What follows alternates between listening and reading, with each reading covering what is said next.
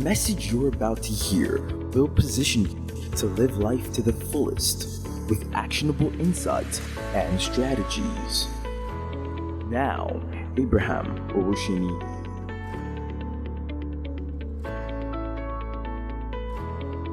And then I also add when the other Africa also shared. But let me just add some few layers to it. So the concept of networking, as we know it, has a number of branches in computing. I think it's also used in telecommunication and the likes, right? But I just want to stretch more on it regarding how to build a global brand, both as an individual and as a corporate institution. In the few minutes we have. So I want to first ask us this. What will I call it a question right now? But let me start with this scripture in Jeremiah 6 verse 16. So, this scripture says, "Stand ye in the way and see and ask for the old path. Where is the good way, and walk therein?" But they said, and then he said, "You shall find rest." If you read the later part of that verse, they said, "Oh, we will not walk therein." Now, what I'm drawing from this verse is this. Wherever level we want to go to, there are already paths of people who have gone ahead on that route.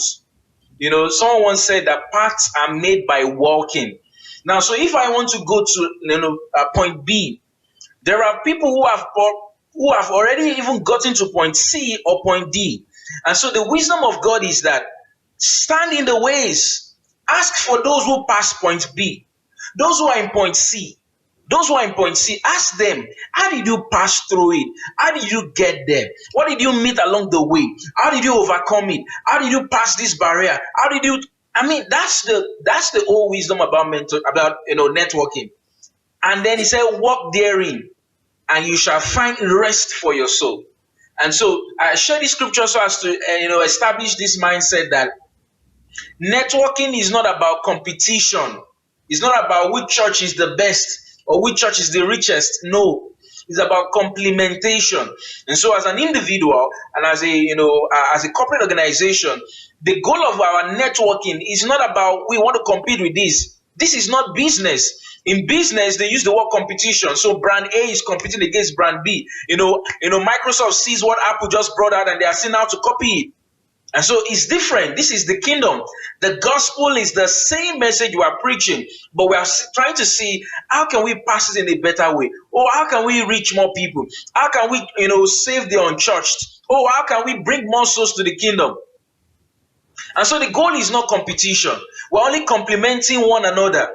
And so if this mindset is there from the beginning, then we can be able to make the best of networking. But if we bring the same, ideology, perhaps in the business world to this, there will be a lot of friction. And that's why you see some ministries today stranded because, they did some things that they were not actually sent. They were not even called to. God didn't, there was no instruction to it. They just saw ministry be doing it and then it's copied straight away. So the goal of our networking is not competition. One of my mentors once said to me that, when we see that there's something called like an Holy Ghost, try to give it a spiritual name. There's something called, more of like you are inspired when you see another person. That's what happens for us. So it's not competition, but you can be inspired by another person. You can be inspired by another organization. You can be inspired by them, but not competing with them. So I want to ask this question. Yeah. So this is a question I want to ask.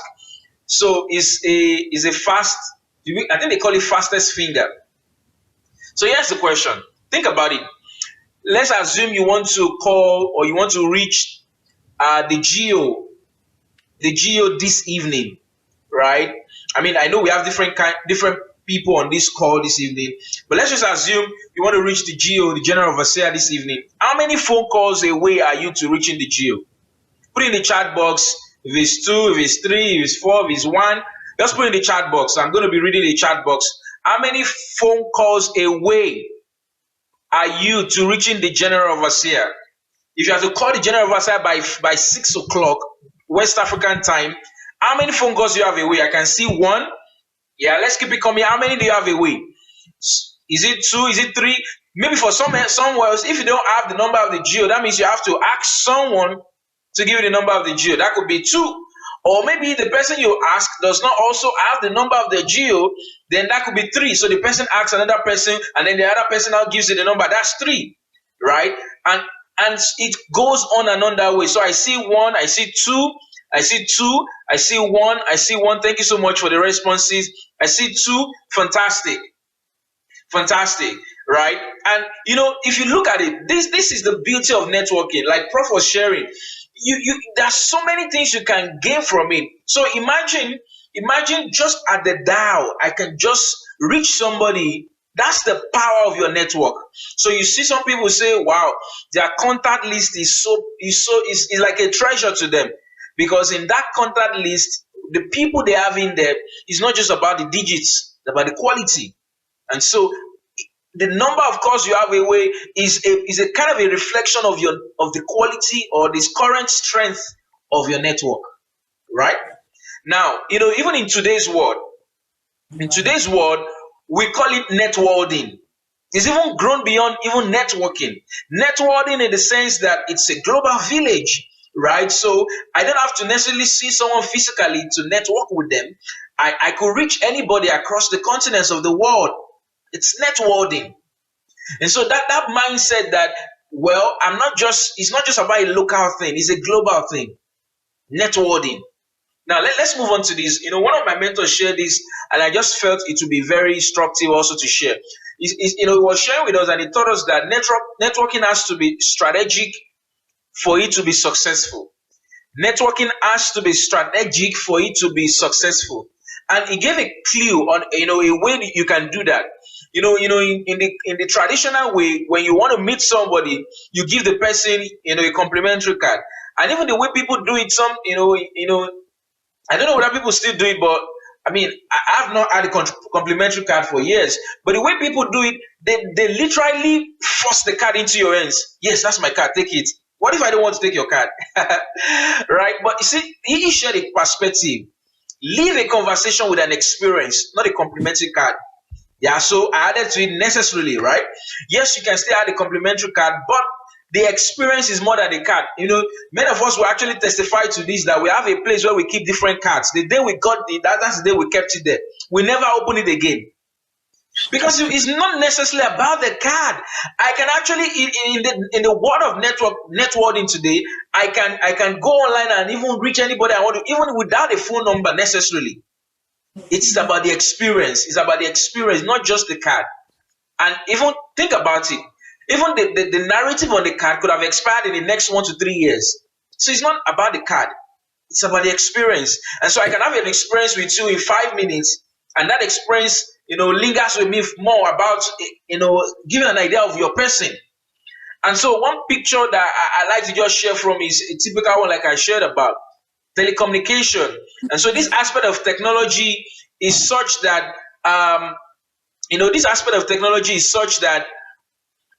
people can literally communicate with one another. This is the beauty of this part of technology. And so if you look at it, networking can be likened to telecommunication. Yes. Right? The reason is that we can just literally connect with another person. You can be in the US, you're communicating with someone in Nigeria, you're in the UK, communicating with anybody across the world, right? But you can communicate with others, no doubt. But that communication must be based on principles. Let's share a few of it, for example. So we're using a case study of a wireless mobile communication.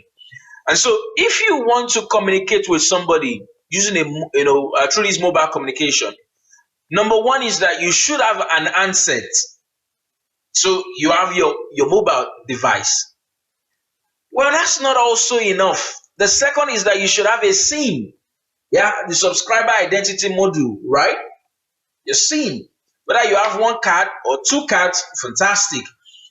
But again, it's not just about that. You also must have the recipient's phone number you want to call, just like what we did now. Some people said, oh, just a call away because you just have the number already. Some said 2 because you don't have the number, right? So perhaps you would have been stuck on 3 until you get the number. And then when you get the number, what's the next thing? You dial the number.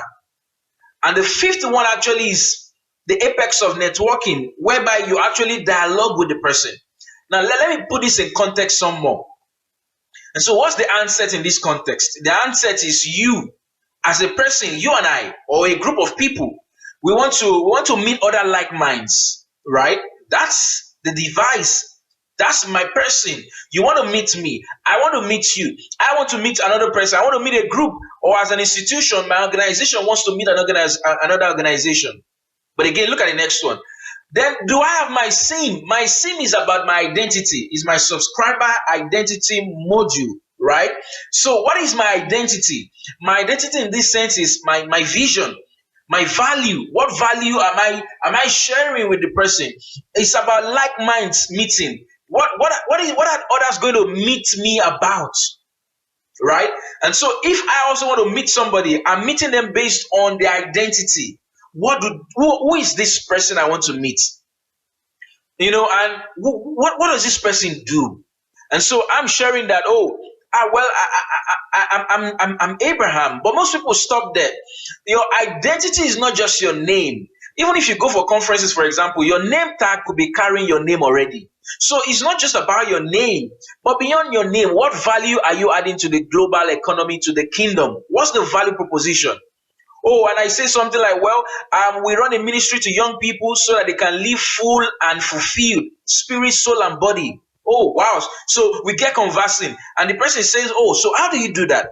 And I begin to share some more. This is what we do in raising them, spirit, soul, and body. And he says, oh, tell me more. Okay, how many persons have you impacted? Oh, so far we've impacted over 12,000 direct beneficiaries. Oh, this is interesting. You see it now. The dialogue grew because of value proposition, not just name.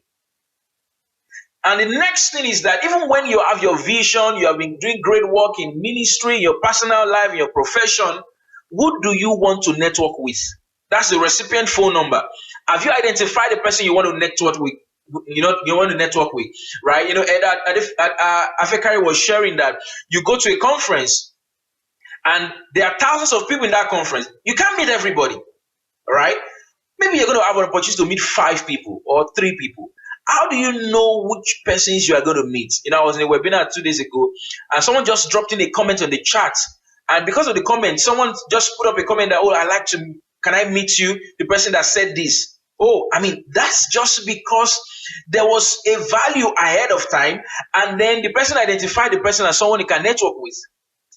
So, even when there's a crowd of people, who do I want to network with? You need to identify it first. Either when you add one of the speakers, the panel is saying something. Oh wow, I think I need to meet this person, or the person you sat with, or someone. It could just be in any guys. But the point is, identify who you want to network with. That's like the recipient phone number in telecommunication. And of course, the fourth point is make the dial. Make the dial. I used to have a kind of a low self-esteem before, and I was not just so sure. So I was very shy. It affected my public appearance. And so, I was stuck in between number 3 and 4. Although I've identified the person to network with, but I'm shy. Oh, what if I'm not good enough? Oh, what if I'm not well dressed? Oh, what if I don't speak well? Oh, what if, I can name all of those things that go in the typical mind of, persons that want to network. And so, but the point is, you must make the move. How do I make the move? I'm going to share some strategies, when I'm closing this session, all right? How do you make the move? The point is, you must make the dial. Make the dial, let it ring through on the other end, and then the next part is now sustaining the conversation. That's dialogue. How do you sustain it?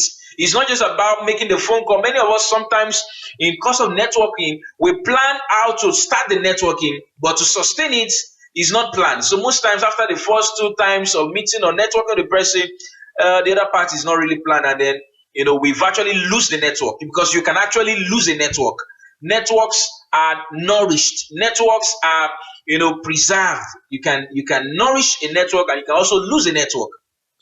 Right? There's also what I call the mutualism of networking, right? And this one is needed because, although we want to get benefit from other people, but other people also want to get benefits from us, and so it's a mutual relationship. You don't network only to draw only, but to also add. And so if I'm networking with somebody, I wouldn't just make the conversation about me. I'm going to turn it back to the other person. So tell me about you.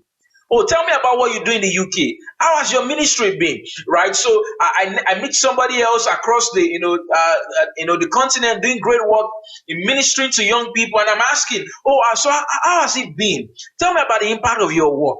Right. And he's sharing this and this and that. I must show genuine interest. And then I can begin to say, oh, okay, how about if you also try this? We've tried this in our ministry, and it's been of great benefit. How about trying this as well?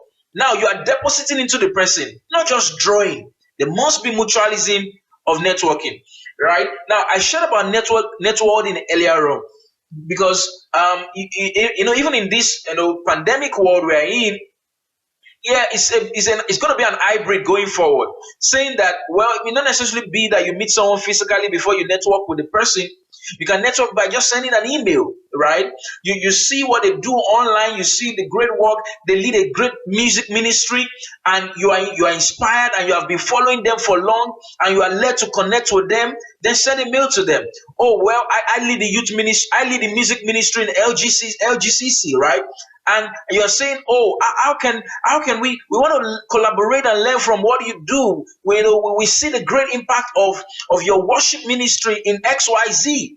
Guess what? Everybody will love to partner with things like that, right? But you must show the ties and all of that. Of course, using social media as well. Some ministries were found not because they are doing great work, but they were found because they were active online.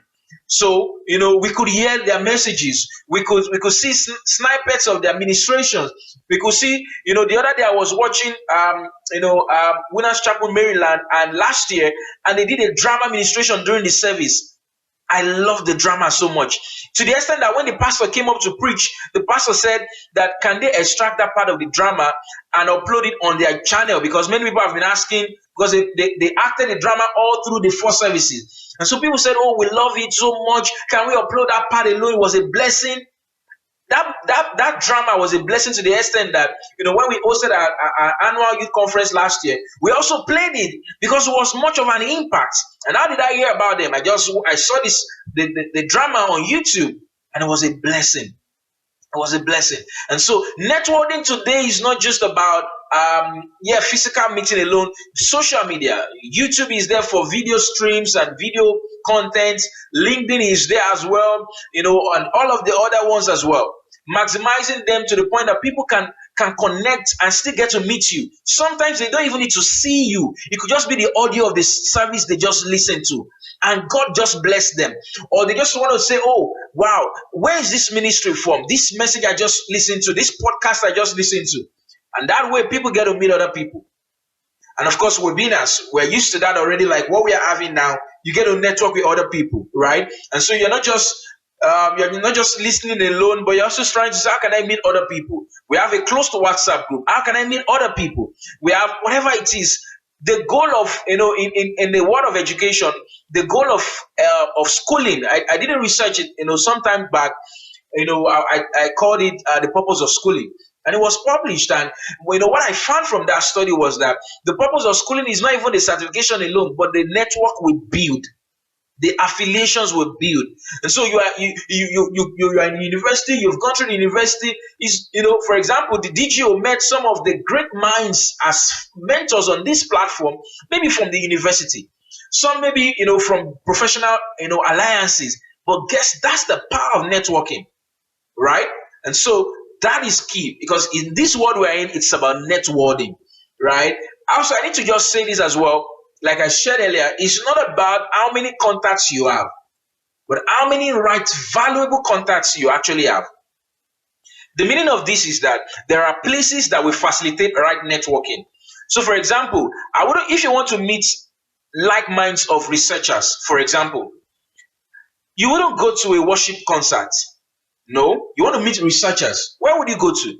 You go to places like conferences, exhibitions, places where they will also be. The point is, there are places that will facilitate the right network. So if I want to meet people who are also in drama ministry, for example, the Mount Zion have this institute where they do, trainings for drama ministers, and then they do, prayer meetings together. I will go to such meetings because I will meet other drama ministers. If I want to meet other people who are in, ministering to children, I will go to places where they will be. That's how it is for every part of the ministry fold where you are operating through and where God is using you. Go to the right places that will facilitate the right network. And so Jesus was asking the disciples this question as I begin to round up. He said to them, okay, thank you. He said to Bishop them, Abraham. okay, thank you, sir. He said to them, Jesus was asking the disciples, he said to them, who do men say I am? And they started saying, yada, yada, yada, X, Y, Z. And, he asked them, okay, who do you say that I am? And Peter said, well, you are Christ, the Son of the living God. The point I'm drawing from this is that as good as networking is, you still must understand who you are. Who are you? Right? Because that is the message you are going to exchange when you are networking with others. Who are you? What are you doing? Many people are fast to say what they do, but not still about who they are. I'm not just talking about, I'm a banker, great. But beyond banking, beyond the title, beyond the founder, beyond the head of ushering, who are you? Understanding that will sustain a networking, relationship. Something also similar I'd like to share is this. In Proverbs 18:24, it's a similar one, but I've paraphrased this to say, he that has networks must show himself receptive. Receptive to say, you're not just going to be so, you're not just going to carry a long face, or you're not just going to be so adding that you can't reply messages, you can't reply mails, you can't, because people want to reach other people. Doesn't mean that for every network might have the same relationship or the same quality, but be receptive. Be receptive to, for people to meet you so that you can also be able to meet other people, right? Be receptive enough. No matter what heights God takes you through, still be receptive enough, right? And so in your journey of networking, you can network up, right? There are people who are already at a point whereby they have passed to where you are. Network up and looking up to them as role models. Lord, I'm trusting you that we also get here. We are inspired by what this ministry is doing. It's not a competition, remember. We are inspired about what they are doing. So we are learning from them, right? You can network up. You can also network in a parallel relationship by collaborating with other people. And so you find that in the Christendom, for example, people hardly collaborate because they're always competing. So so you can't have a non-denominational gathering because different sects have their own and they don't want to come together. You can network in a parallel way. You can also network down by you now mentoring other people and being receptive to network those coming up. You have passed C. They are still going. They have not even gotten to A. Then mentor them, right? The last point I want to just share is this. As I shared earlier on, sometimes to sustain a networking relationship, look for something to build a rapport on. It could be something that ties together. It could even be a social function, a social element.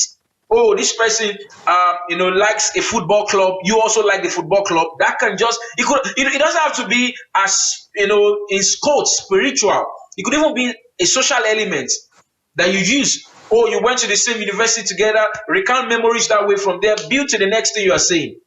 Add instant value to the person, right?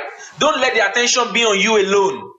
Show attention to the person as well. These are just some key elements and principles to sustain, the networking dialogue. I would have loved to share this, but I'm out of time. But I don't know if I can just gloss over it in a minute. I'm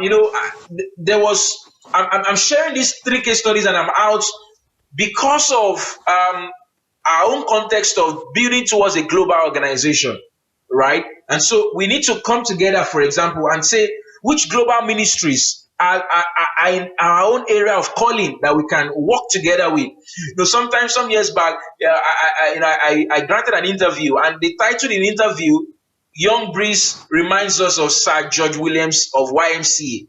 YMCA is like a role modeling organization to what we do. And I was inspired, when I saw that, because I've always been studying the life of Sir George Williams and the work they do in YMCA. Now, but let me just share this 3-1. There's this organization I'm sharing are in line with my own ministry, for example, and it's just an example to share how you can network to and how you can be able to define who you want to network with. So there's Youth for Christ International. I just found Youth for Christ International about last month thereabout, and I just found that Youth for Christ is a worldwide Christian movement working with young people across the globe. I was inspired with what they do, and it was just great. If I want to network with somebody in Youth for Christ, it's easier because I've found them, I've defined them. So I could put a mail through, I could, reach out to somebody on their team by just making searches even online because it's a word of networking. I also found YWAM. YWAM is Youth with a Mission. They have a university they call University of Nations. And I was inspired because, through that, university, they get to develop men and women spiritually, culturally, and intellectually. And guess what? Their university operates in 650 locations across 160 countries of the world. That's amazing, right? And so if I want to network to them, I've defined an organization I can network with. The last one, for example, is YMCA, like I shared. And YMCA is just an organization. They're based in Geneva, and their impact is to over 64 million people spread across 120 countries. But YMCA did not start that way. YMCA started in London with 12 people, led by George Williams, and they just formed a club. How can we improve the spiritual condition of young men? That's how they started.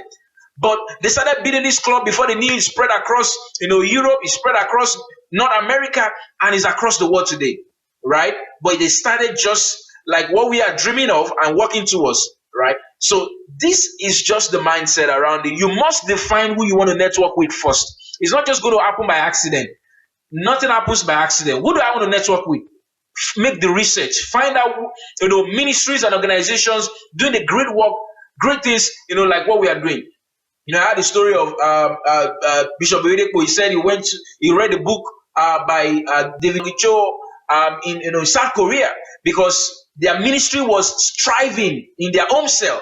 And they said, how can we improve our home cell system? He started networking. You can network with their materials, their resources. Before they knew it, they started applying the same principles their ministry applied, and their home cell also exploded. And so define the organizations you want to network with, the ministries, whether in the various arms or as a whole, whether it's in the, you want to break them down into the various sector or as a whole. And then we start taking, steps on them, right? So I just want to say thank you so much for the time. I appreciate it. God bless you. You have gained insights and strategies to live life purposefully. Now is the time to take actions in the direction of your learnings. For more products, bookings, and inquiries, please visit www.abrahamowoseni.com.